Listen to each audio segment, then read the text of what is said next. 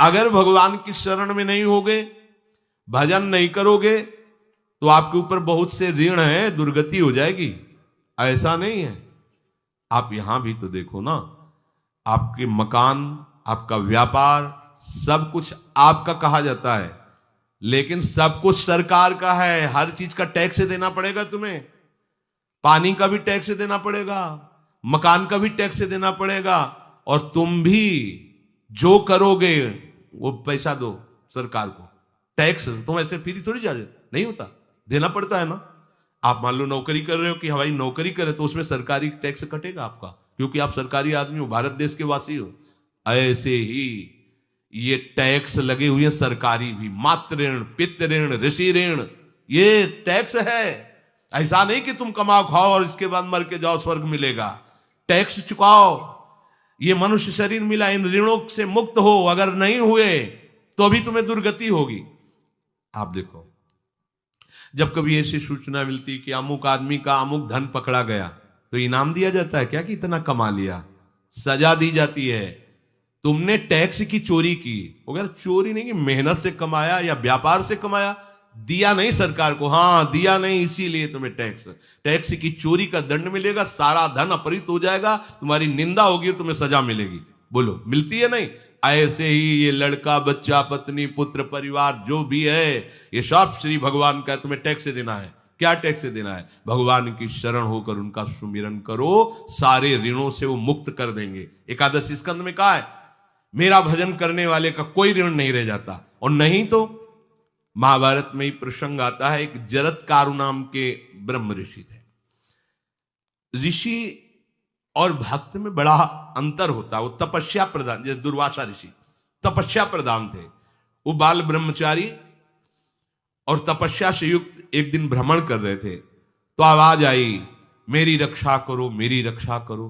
तो उस आवाज की तरफ बढ़े तो देखा कुएं में उल्टा लटके हुए हैं बहुत से ऋषि, और एक केवल तंतु है, एक केवल तंतु है जिसमें दो चूहे लगे हुए उसको भी काट रहे हैं, एक काला और एक श्वेत। तो उन्होंने देखा और दयालु हो गए कि ऋषियों, मैं तुम्हारी कैसे रक्षा कर सकता हूं? तो उन्होंने कहा कि ये जो दो चूहे हैं रात और दिन हैं, और जो हम लोग हैं ये तुम्हारे पितर हैं।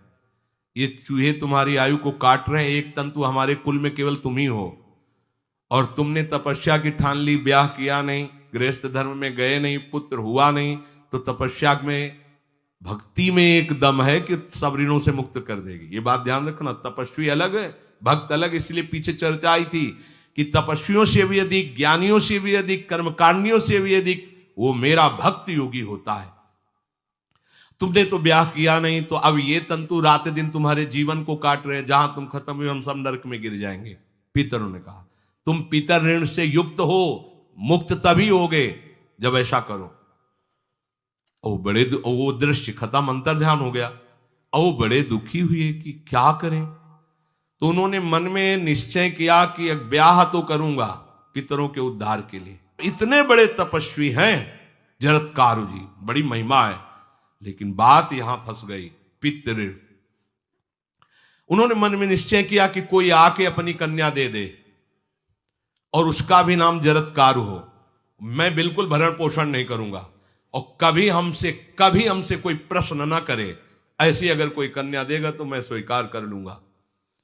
अब ऐसे ना नगर जाना है, ना किसी से बात करनी, तो वृक्षों से कहते अपने पितरों के उद्धार के लिए मैं चाहता हूं कि कोई पाणी ग्रहण संस्कार करा दे, कोई हमारे नाम की कन्या को दे दे, और ऐसा ऐसा व्रत है।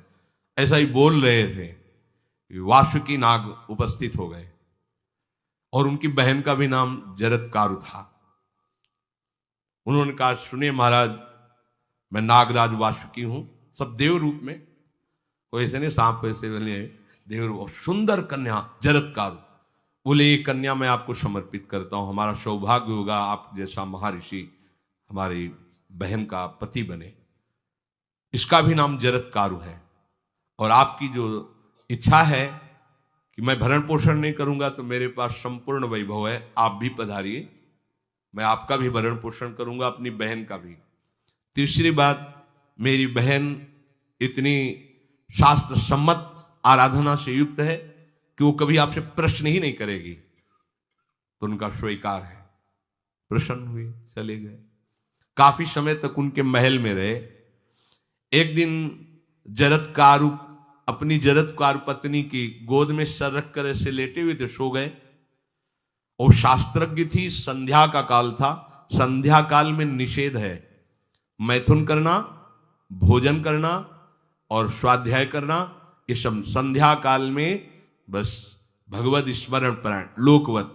लेकिन हमारे यहाँ महारानी जी की संध्या आरती और संध्या भोग लगने के बाद ये इसीलिए वृंदावन धाम इसका कहीं भी ये वेदान्नपि संन्यस्त, वेदों से भी ऊपर उठी हुई रसमयी रसोपासना है। प्रियालाल की महल है। ये जगत सिद्धांत नहीं है, ये जगदीश का भी सिद्धांत नहीं है, ये प्रेम सिद्धांत है। वृंदावन नित्य विहार रस है, इसलिए इसको बीच में बता देते हैं कहेंगे दूसरे को तो। और यहाँ शाम के तो भोग ही लगता है, गान बजान होता है, बकाया सिद्धांत है। आंख मूंद करके या तो गायत्री जप या जो गुरु मंत्र चुपचाप शांत भाव से जपे, ऐसा।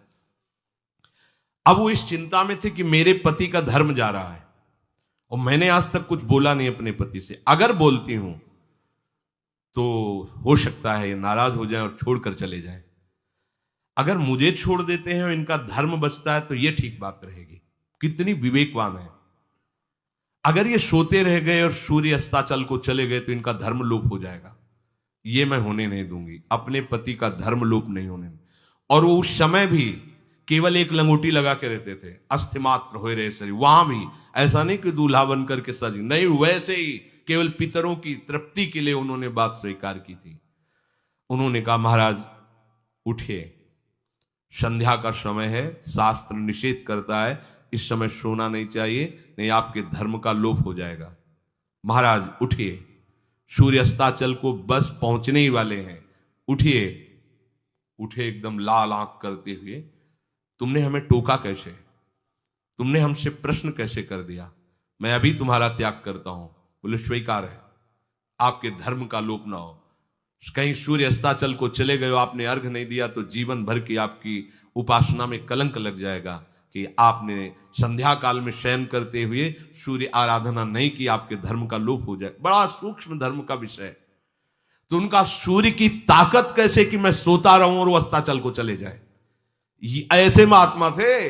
का सूर्य की ताकत कैसे, भगवान व्यास देव जी ने लिखा है, किसी कहानी की बात नहीं। सूर्य की सामर्थ्य कैसे है कि मैं अर्घ ना दूं और वो अस्ताचल को चले जाएं, सूर्य तब तक रुके रहते जब तक मैं सोता रहता। पर तुमने टोक दिया, अब मैं चला। जब चले तो उन्होंने कहा हमारे गृहस्थ धर्म का जो फल होता है, आपके पाणी ग्रहण स्वीकार का जो फल होता है, उसको बिना दिए आप कैसे चले जा रहे हैं। तो उनका आस्ति वो है, चले गए। उसी से आस्तिक मुनि का प्रादुर्भाव हुआ और उन्होंने आगे बड़ा चरित्र है उनका, आस्ति, तो उसी से नाम रखा आस्तिक। आस्तिक उन्होंने जन्मेजय की यज्ञ को बंद किया। आप सोचो, एक पितर की तृप्ति के लिए उनको ये सब करना पड़ा। और श्री हरिशरणम और निरंतर भजन, तो मातृण पितृण देवऋण ऋषि ऋण सब ऋणों से उपासक मुक्त होकर के परम धाम को जाता है, एकमात्र भगवदास है। पर ये मूढ़ जन इस बात को नहीं जान पाते हैं।